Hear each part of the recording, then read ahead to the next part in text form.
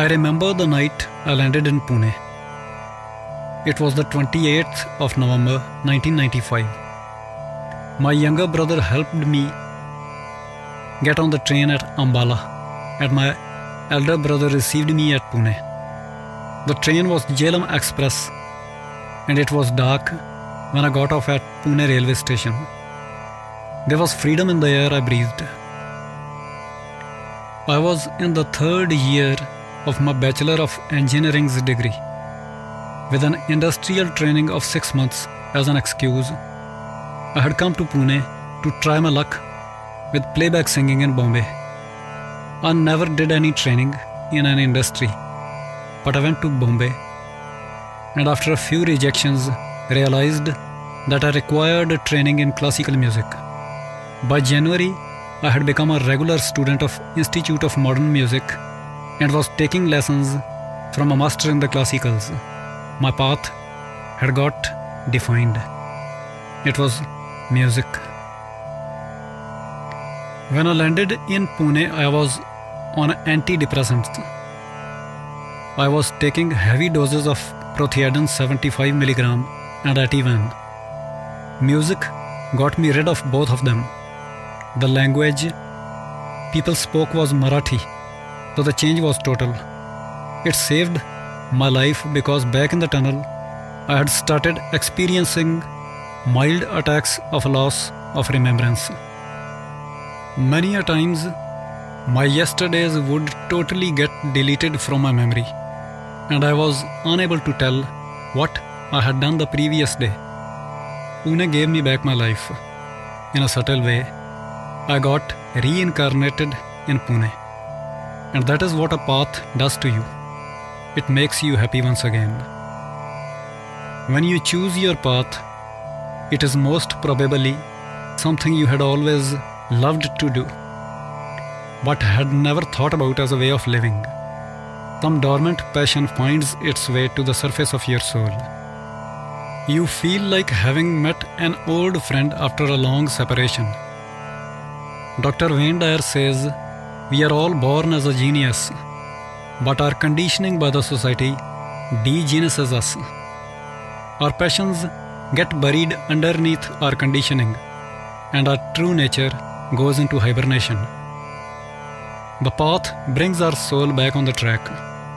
When you have chosen your passion and decided to pursue it as a way of living, your soul is cured of its restlessness.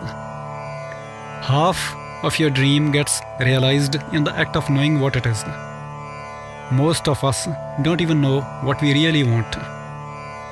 You must have heard the saying, when the student is ready, the teacher appears. It is on the path that your soul picks up its teachers. Though we keep on learning till our last breath, but it is on the path that we formally learn from teachers and are required to undergo disciplined training. A beginner cannot be expected to understand a Tao Te Ching. He or she has to start with the basics, and for basics, you need a teacher in a physical form. To get in touch with the unheard, unseen, and untouchable, you have to start with something that can be heard, seen, and touched. I took my classical training from Shri Murli Manohar Dapke, my Western music lessons from Professor Suhas Chandra Kulkarni, and my lessons in martial arts from Sensei Salil Nadkarni. They were all great perfectionists and very kind and devoted souls. It was as if Satguru Jagjit Singh Ji had browsed the whole country and found for me the best that was available. Whatever I am is because of these great Ustads and my Guru's compassion. Without a path, it would be impossible to channelize our energy. And unchannelized energy is like a river in flood. It is more of a liability and less of an asset. The path, in a way, says to our energy this way. It directs a soul towards its liberation. When water from the mountains is tamed by the dam and passed through canals, it touches its optimum utility levels. Similarly, a disciplined soul becomes a blessing for the mankind. People are healed and metamorphosized by the mere presence of someone who is in tune with the divine. Channelized souls are the bridges between mankind and God, and the most valuable gems on our planet. But how do you tell whether someone is on a path to liberation or just wasting an incarnation? Because we are all doing something or the other. The anvil on which to test your doing is awareness. If you are becoming more and more aware of yourself and your surroundings because of what you are doing, then it is a spiritual path. And this will happen only if your doing involves working with energy and subtle frequencies. In fact, one of the greatest mysteries in this existence is frequency.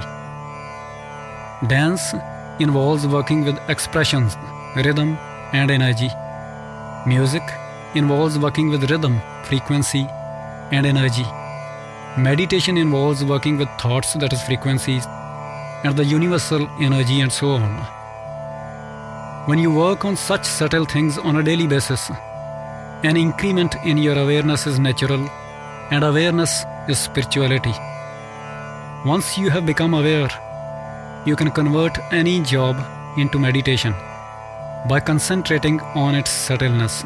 The path gradually teaches you how to do this. I became a student of music in 1995. By 2010, I had become a student of silence. That is what a path does to you. Shri Ram Das has said it so well. He says, every method is a trap, and the bizarre aspect of the whole thing is that you have to be trapped for them to work. And all that you can hope is that they self-destruct. So the path simply escorts you from point A to point B. It is a vehicle. It is not something to cling to. It is not something for your ego to be stuffed with. The path is simply to take your consciousness to higher levels, to upgrade it. But as a vehicle, it is very significant for the seeker. You could not have walked all that distance. Your path saves you an incarnation. Every phase of a spiritual journey has its own challenges. The challenge of a path is coexisting between your inner world and the world outside.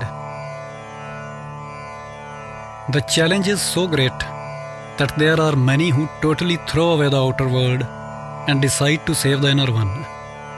And there is a reason for that. Every time you try to fit into the world outside, you feel as if you have started losing what you created inside. You are terrified at the thought of losing it because of all the pain you went through in the process of discovering it. You are sandwiched between the silence inside and the noise outside. For me, it was and still is a tough thing. This problem can be solved to a large extent if out of your silence you create something that the world can relate to. A painting, a music album, a book, a movie, anything that appears to belong to this world. Something that can be displayed and put on shelves. Otherwise, it becomes very difficult for a seeker to earn a living. The balance between these two words has to be maintained. There is another way of looking at a spiritual journey, and that is through the lens of innocence. We are all born innocent. Then the world pounces upon us and takes it all away, bit by bit. We are robbed of our godliness. The whole process of awakening is nothing but regaining a lost innocence and becoming childlike once again. But the process is very paradoxical, like everything else on earth. The 5 great enemies of our innocence, that is lust, anger, attachment, greed, and ego, do not just drop away. They first grow, then ripen, and then fall off. Not only that, These distractions can find their way back into your soul in very sophisticated ways. You have to stay alert until the moment you reach the point of no return, whereby every corner of your being is illuminated and there are no dark corners for such troublemakers to hide in. The secret lies in staying a witness to all of it, and as Dr. Wayne Dyer says, never letting that inner candle flame flicker. Seek innocence and you will find God. To know what I mean by innocence, you shall have to observe a baby or a small child, and observe very carefully, without analyzing or judging anything. In a child's way of living lies the secret to your salvation, if you can get it. Your spiritual path is designed to make you innocent once again, though it may take 3 decades for this to happen. When you are centered in your ego, you are unable to see your wrongdoings. Whatever an egoist does is right according to him, but when you bring awareness into it, you are able to realize your wrongdoings and you are able to forgive yourself. And when you forgive yourself, you cannot punish others. You forgive them too. Out of all this emerges a new being who is harmless and compassionate. A new being who is like a child. All spiritual journeys are therefore a road to innocence. The only difference between a child and a Buddha is that the child does not know, but the Buddha knows. In other words, a Buddha is simply a child who knows. Innocence thus can be a testimony to your spiritual evolution. An individual's journey can be called spiritual only if the greatest change occurring around that person is in his or her spirit, his or her soul. If I am exactly what I used to be 30 years ago, I am definitely not a spiritualist. The path is supposed to, rather guaranteed to, free your spirit of all its imprisonments up to and including the body we are all encaged in. Spiritualism is like the curdling of milk. Nothing happens on the surface of the container, but within, a milk is getting converted into curd. The withdrawal puts the milk in a container, the tunnel boils it, and your guru adds some curd to it. The path is the time required for the process to complete. A totally new substance with a different taste and different curative properties is formed. Because of the very nature of his journey, the seeker comes in contact with the greatest mysteries on earth.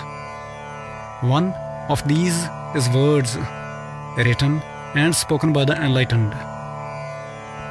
For a common man, they are just words, but for a seeker, they are like a roadmap to liberation. These words have the potential to take your soul to the very dimension they are coming from, a dimension that does not belong to the world we see. These words can be your greatest companions in a crowd of strangers where everyone is obsessed with the material aspect of the existence and no one is interested in that which it is all coming from. These words can be a food for your soul and a refuge for your mind. My personal sources of such words were Satguru Jagjit Singh Ji, Acharya Rajneesh, Sant Harbhajan Singh Ji, and recently Dr. Wayne Dyer and Shri Ram Das. These teachers literally pulled me out of all my ruts. Like the fire contained in a log of wood, words have great power contained in them.